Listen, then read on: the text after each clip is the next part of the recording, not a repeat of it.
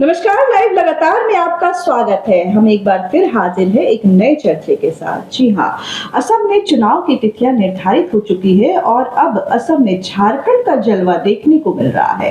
जी हाँ, हेमंत सोरेन के नेतृत्व में असम ने 19 सीटों पर अपने उम्मीदवार उतारने की बात कही जा रही है। आज इसी मामले पर हम चर्चा करेंगे अपने वरीय पत्रकार देवेंद्र जी से। देवेंद्र जी, आपका बहुत बहुत स्वागत है। देवेंद्र जी, ये जो मकहमे में राजनीतिक मकहमे में चर्चा जो है वो बड़ी हॉट छिड़ी हुई है कि जेएमएम ने असम में अपना बिगुल फूंक दिया है। 19 सीटों पर उम्मीदवार को खड़े करना ये अपने आप में बहुत बड़ा आंकड़ा है। निश्चित रूप से जिसकी कल्पना दिसुम गुरु ने की थी, वो जो बृहद झारखंड था, उसमें बंगाल के हिस्से आते थे, उड़ीसा के हिस्से आते थे, कुछ छत्तीसगढ़ के हिस्से थे। इसे एक बेहतर झारखंड की कल्पना की गई थी, लेकिन वो कल्पना तो पूरा नहीं हुआ। हेमंत सोरेन उससे बढ़ते हुए आसाम माने ग्रेटर से भी ग्रेटर झारखंड की कल्पना कर ली गई। आपने ठीक कहा। देखिए, पिछले 15 दिनों से एक कोशिश चल रही थी कि भाई कांग्रेस और जेएमएम संयुक्त रूप से चुनाव लड़े। ये चाहत कहीं न कहीं कांग्रेस की थी, लेकिन कांग्रेस अपनी तिजोरी को ज्यादा खिला देने के मूड में नहीं थी। अंतिम जो खबर थी कि कांग्रेस 5 तक तैयार हो गई थी, मतलब कि 5 सीटें जेएमएम को देने को तैयार है। इनकी ओर से शुरुआत जो हुई थी 20 सीट की हुई थी, लास्ट आते आते 7 सीट तक ये तैयार थे। 2 सीट के लिए बात नहीं बनी, और जब बात नहीं बनी तो तब जेएमएम की ओर से 19 सीटों पर चुनाव लड़ने की घोषणा कर दी गई कल ही रात में। विनोद पांडे जी आसाम पहुंच चुके हैं और जो तमाम उनके चेहरे आसाम पहुंच चुके हैं। सीएम हेमंत भी शायद आज आसाम पहुंचने वाले हैं, दिल्ली से निकलने की तैयारी है। तो ये परिस्थितियां अब खबर बन गई। हालांकि ये देखना होगा कि वहां 26 मार्च तक नामांकन की तिथि है। तो 26 और नामांकन की तिथि 23 मार्च तक है। 26 मार्च नामांकन वापसी की तिथि है। तो 23 तारीख तक नामांकन होगा और 26 मार्च 23 से 26 जो होगा नामांकन वापसी की तिथि होगी। असली तस्वीर तब आएगी, क्योंकि 2 सीटों की बात है। 5 तक कांग्रेस तैयार थी, 7 इनका डिमांड था, 2 के लिए नेगोशिएशन नहीं बन सका, बातचीत नहीं बन सकी। तो देखना होगा कि क्या 26 तारीख आते आते अंदर खाने कुछ चीजें बनती है, नाम वापसी भी लेने की चांसेस हैं, या कांग्रेस या मूल्यांकन करने में सफल रहती है कि यदि 19 सीट पर जेएमएम चुनाव लड़ता है तो उसका नुकसान ये 2 से कहीं ज्यादा हो जाएगा। तो इसका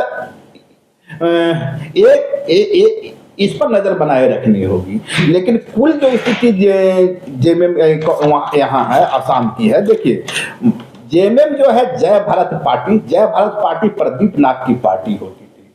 प्रदीप नाग ने 2 संगठन का निर्माण करवाया था, जय भारत पार्टी और all Adivasi student association of Assam. उसी का स्टूडेंट भी था जय भारत पार्टी का। उनकी मौत हो गई।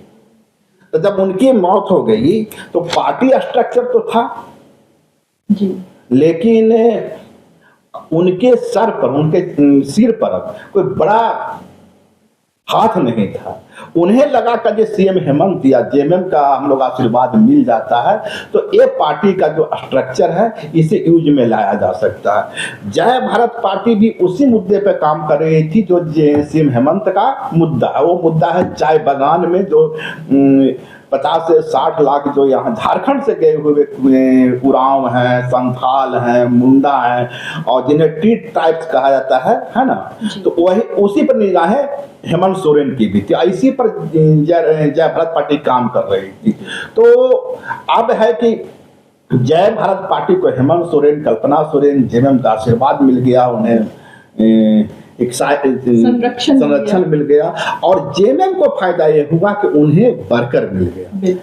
तो अब बड़ी खबर यह है कि जो 19 सीटें हैं, जो 19 चेहरे उतारने वाली है, ये सारे कैंडिडेट मूलतः होंगे जय भारत पार्टी के ही। सिंबल होगा जेएमएम का, यानी तीर धनुष।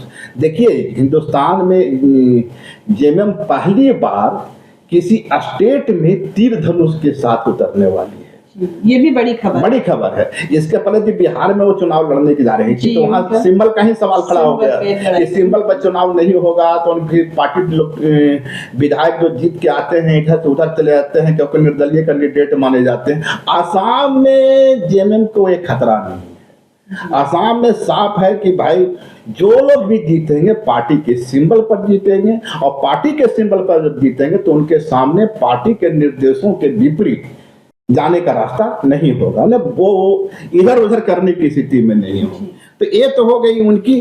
अब दूसरी खबर है कि जीसम गुरु का जो तीर धनुष था वो बंगाल भले ही नहीं पहुंचा, छत्तीसगढ़ भले ही नहीं पहुंचा, उड़ीसा भले ही नहीं उन पहुंचा, सबको पार करके आसाम पहुंच गया। जीसम गुरु का तीर धनुष आसाम पहुंच गया, और तीर धनुष जो आसाम पहुंचा है उनकी जो छोटी पुतों हैं, छोटी मंझली पुतों, कल्पना सोरेन के नेतृत्व में पहुंच गया। कल्पना सोरेन जितनी दहाड़ लगाई है इस बार विधानसभा चुनाव में, लोकसभा चुनाव में, तो देखने वाली बात होगी कि कल्पना सोरेन आसाम में कौन सा करिश्मा करती हैं। निश्चित रूप से आसाम में जो 50 से 60 लाख जनजाति आबादी है उनकी निगाहें कल्पना सोरेन की ओर लगी।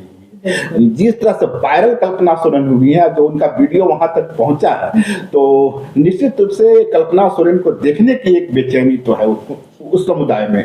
या सीटों में कितना कन्वर्ट होगा देखने वाली बात है। ये प्रतीक्षा। हाँ, बाकी एक चीज और तो ध्यान देने वाली बात है कि भाजपा के साथ कौन कौन लोग हैं। तो भाजपा के साथ असम गण परिषद जो उसका पुराना अलायंस रहा है, उसमें कुल वहां 126 सीटें हैं, विधानसभा के तो 26 सीटें हैं। तो 26 सीट पर असम गण परिषद चुनाव लड़ रही है, भाजपा 89 सीट पर चुनाव लड़ रही है, और बोडोलैंड पीपुल्स फ्रंट 11 सीटों पर चुनाव लड़ रही है। ये सभी भाजपा के अलायंस। हाँ, भाजपा के अलायंस है। और मजेदार बात है, जिस भाजपा पर आरोप लगता रहा है कि वो मुस्लिमों को टिकट नहीं देती है, मुस्लिमों में नाराजगी रहती है, और असम में एक 34% मुस्लिम आबादी है, तो उस मुस्लिम आबादी को साधने के लिए भाजपा ने क्या किया है या करवाया है, असम गण परिषद के हिस्से जो 26 सीट गई थी उसमें से 13 मुस्लिम कैंडिडेट को उतारा गया है। ये भी अपने आप में बड़ी खबर है कि बीजेपी ने 13 मुस्लिम, बीजेपी अलायंस ने 13 मुस्लिम लोगों को खड़ा किया, स्वीट किया। तो कांग्रेस तो समझ रही थी कि मुस्लिम वोटों पर मेरा ही अधिकार है, अब ये भ्रम टूटने वाला है उनका। भाजपा ने असम गण परिषद को आगे कर करके एक खेल शुरू कर दिया है कि 11 मुस्लिम चेहरे होंगे। तो कम से कम जो हेमंता बिस्वा शर्मा के बारे में धारणा बनती है कि खाटी हिंदुत्व की छवि पेश करते हैं, यहाँ तक कहते हैं कि यदि कोई मुस्लिम या मियाँ रिक्शा वाला हो 5 रुपये मांगता हो तो उसे 4 रुपये ही दो। इतनी मुस्लिम विरोधी चेहरा जो है उनका। तो उस मुस्लिम विरोधी चेहरा के नेतृत्व में भी 13 मुस्लिम कैंडिडेटों के 13 मियाँ कैंडिडेट जो होंगे वो भाजपा या भाजपा के अलायंस के साथ होंगे। कांग्रेस ने 6 दलों का एक गठबंधन बनाया है। इसमें रायजोर दल है जो वहां के क्षेत्रीय दल है, उसे 11 सीटें दिया है। असम जातीय परिषद इसे 10 सीटें दी गई है। सीपीआईएम को 2 सीटें और ऑल पार्टी हिल लीडर्स कांग्रेस कॉन्फ्रेंस को 2 सीटें दी गई। दोनों ओर से जबरदस्त मोर्चेबंदी है। और जो जिस मुस्लिम समुदाय की मैं चर्चा कर रहा था उस पर निगाहें सीएम हेमंत की भी है और कांग्रेस की भी है, लेकिन इन दोनों के बीच में हेमंता बिस्वा शर्मा ने एक नया खेल खेल दिया है। 13 मुस्लिम प्रत्याशी। हाल तक सुनते होंगे कि हेमंत बिस्वा शर्मा कह रहे थे कि जो मुस्लिम डोमिनेटेड इलाके हैं वहां से भाजपा चुनाव ही नहीं लड़ी, और इसके चलते कहीं न कहीं कांग्रेस और कांग्रेस के खेमे में एक खुशी थी कि ये जो 30-35 सीटें हैं मुस्लिम डोमिनेटेड, अब तो यहाँ से भाजपा गई। पर हेमंता बिस्वा शर्मा एक बहुत ही सधा दाव खेलते हैं। वो असम गण परिषद को कहते हैं कि तुम 13 मुस्लिम कैंडिडेट उतार दो, तो मुस्लिमों के सामने अब वहां मुस्लिम माइनॉरिटी कम्युनिटी है किस रूप में लेती है चीजों को देखना होगा। यदि उसे लगता है कि नहीं ये असम गण परिषद तो मूलतः जो है भाजपा के साथ ही जाएगी, हमारी परेशानियां बढ़ेंगी, यह भी एक अप्रोच हो सकता है। तो उसका रिएक्शन क्या होता है, या जिस तरह कांग्रेस पूरे देश के स्तर पर मुस्लिमों के में मुस्लिमों के प्रति मुस्लिमों का सहानुभूति रहा है देश के प्रति, तो क्या मुस्लिम समुदाय कांग्रेस के साथ जाएगा? या जिस तरह से झारखंड में मियां महतो और मांझी का समीकरण के सहारे अब तक पॉलिटिक्स होती रही है, तो क्या हेमंत सोरेन ये मियां महतो और मांझी का पॉलिटिक्स को आसाम में ले जाएंगे? मैं मियां महतो मांझी की पार्टी इसलिए कह रहा हूँ, आसाम के संदर्भ में कह रहा हूँ कि वहां कुर्मी समुदाय की भी थोड़ी सी ही आबादी पर आबादी है, तो इसलिए जयराम महतो भी वहां सभाएं करते रहते हैं आसाम में जाकर के। हालांकि उन्होंने इस पर प्रत्याशी नहीं उतारा है, अपनी जमीन नाप रहे होंगे वे, पर ये वहां का मुकाबला अब जो है बहुत रोचक होने जा रहा है। यदि वास्तव में इन सब के बीच में एक सवाल है कि हेमंत और हेमंता के बीच में कांग्रेस बिल्कुल पिसती नजर आ रही है। यदि कांग्रेस को इस बार हार मिलती है, कांग्रेस को शिकस्त मिलती है और ठीक बिहार की स्थिति होती है, तो कहीं न कहीं इसका कारण हेमंत सोरेन होंगे। बिल्कुल, यही पॉइंट है कि हेमंत सोरेन से कांग्रेस की जो राजनीतिक समीकरण है वो बिल्कुल ध्वस्त होता नजर आता है। यदि हेमंत सोरेन डायरेक्ट जाकर के इंडिया गठबंधन के पक्ष में प्रचार किए होते हैं कांग्रेस, तो कुछ और तो उनका वोट परसेंटेज बढ़ता।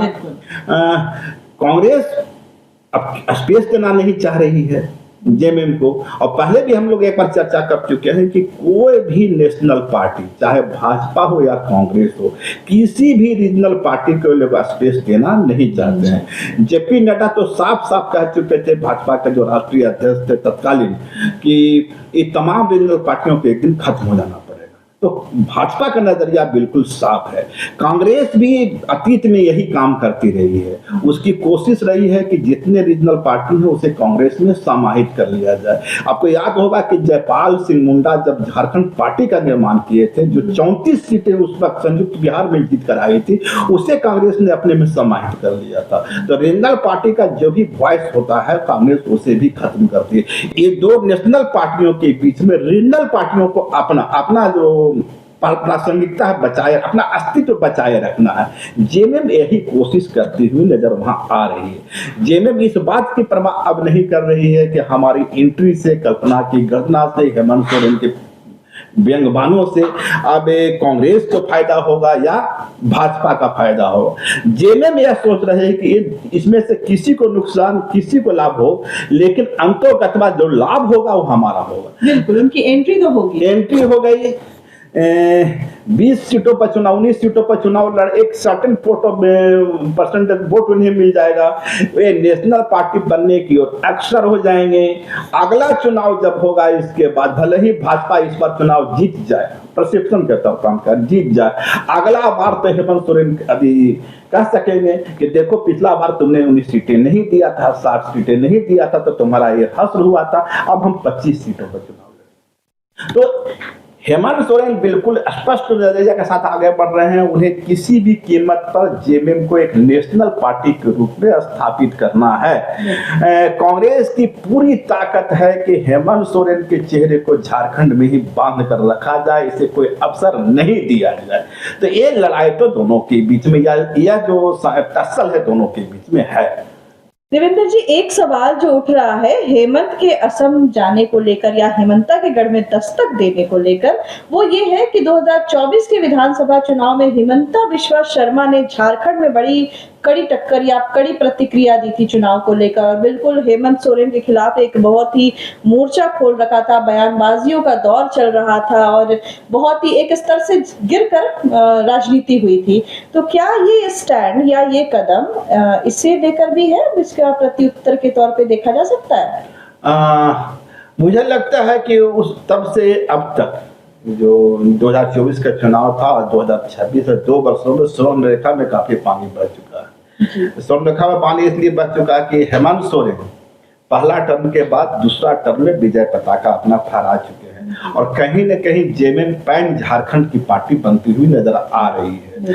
आपने ठीक कहा कि हेमंत बिस्वा शर्मा उस वक्त जो एंट्री हुई थी, और उसके बाद हेमंत बिस्वा शर्मा का किसी दूसरे प्रदेश में उस तरह एंट्री भी नहीं हुई। पहले ही एंट्री में हेमंत ने हेमंता को इस तरह शिकस्त दी है कि उनका तमाम जो उग्र हिंदुत्व के तीर थे यहाँ आके ध्वस्त हो गए, कुछ चला नहीं।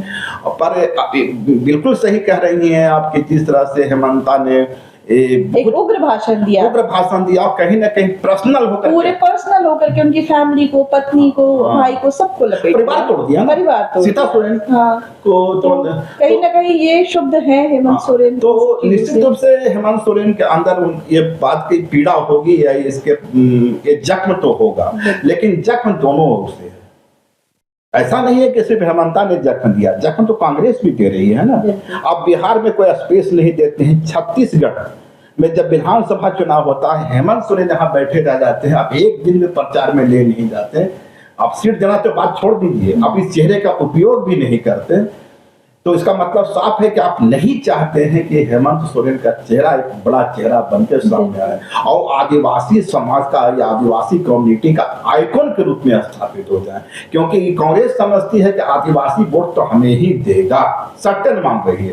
आदिवासी और मुस्लिम इसके बारे में कांग्रेस एकदम मानती है कि दोनों कम्युनिटी विकल्पहीन है और कांग्रेस के सिवा कोई उनके पास विकल्प नहीं है। बिल्कुल, अपने पारंपरिक वोटर्स को वो अभी तक वो अपना ही मान रही है, वो मानने को तैयार नहीं कि वो घिसक चुके हैं उनके आगे। पर जेमे कम से कम हेमंत सोरेन स्थापित करने की कोशिश कर रहे हैं कि कांग्रेस इस भूल भुलैया में नहीं रहे कि ट्राइबल कम्युनिटी के पास कोई विकल्प नहीं है, इसीलिए वे आसाम में अपनी गर्दना कर रहे हैं। तो फिर से वही जो मैं पहले बता चुका हूं मैं कि हेमंत सोरेन की कोशिश पूरे नेशनल स्तर पर जेएमएम को स्थापित करने की है। आज भले ही आपको उनकी गर्दना आसाम में सुनाई पड़ रही है, परिस्थितियां आदि बदलती है तो बंगाल में भी सुनाई पड़ेगी, छत्तीसगढ़ में भी सुनाई पड़ेगी, उड़ीसा में भी सुनाई पड़ेगी। ये तमाम राज्य जेएमएम के टारगेट पर है, पूर्वोत्तर के राज्य भी जेएमएम के टारगेट पर है। बिल्कुल नहीं, ये संभावना देखी जा सकती है कि आने वाले दिनों में हेमंत सोरेन आदिवासियों का एक बड़ा चेहरा पूरे पैन इंडिया लेवल पे बनकर उभर सकता है। और इस खतरे का एहसास कांग्रेस को भी है, भाजपा को भी है। अब हेमंत सोरेन को फैसला यह करना है, दुश्मन दोनों है उनका, कांग्रेस भी और हेमंता भी। इसमें से पहले वो किसे निपटाते हैं? भाजपा को उन्होंने निपटा दिया है झारखंड में। झारखंड में कम से कम झारखंड को भाजपा मुक्त कर चुके हैं। हाल में विधानसभा चुनाव हुआ, आपने देखा कि भाजपा एक फ्रेंडली मैच खेलती नजर आई, कहीं भी विपक्ष की भूमिका का निर्वहन करने लायक भी नजर नहीं आई। तो क्या झारखंड को भाजपा मुक्त बनाने के बाद हेमंत सोरेन की कोशिश अब आसाम को कांग्रेस मुक्त बनाने की है, ताकि वहां सीधा सीधा मुकाबला भाजपा और जेएमएम में हो। ठीक है, इस बार भाजपा इस बाजी को निकाल ले जाए, पर अगली बार इस तरह के परिस्थिति का निर्माण हो जाए कि कांग्रेस मजबूर हो जाए इस बात के लिए कि भाई जेएमएम को एक बड़ी हिस्सेदारी देनी होगी। मुझे लगता है कि जेएमएम इसकी रणनीति के साथ आगे बढ़ रही है और कल्पना सोरेन की बड़ी परीक्षा अब आसाम में होने वाली है। तो अब इस चर्चा को विराम देते हुए हम आपसे विदा लेते हैं, मिलेंगे फिर अगली बार एक नए मुद्दे, एक नए चर्चे के साथ। नमस्कार। लाइव लगातार के वीडियो को लाइक करें, सब्सक्राइब करें और बेल आइकन को दबाना न भूलें।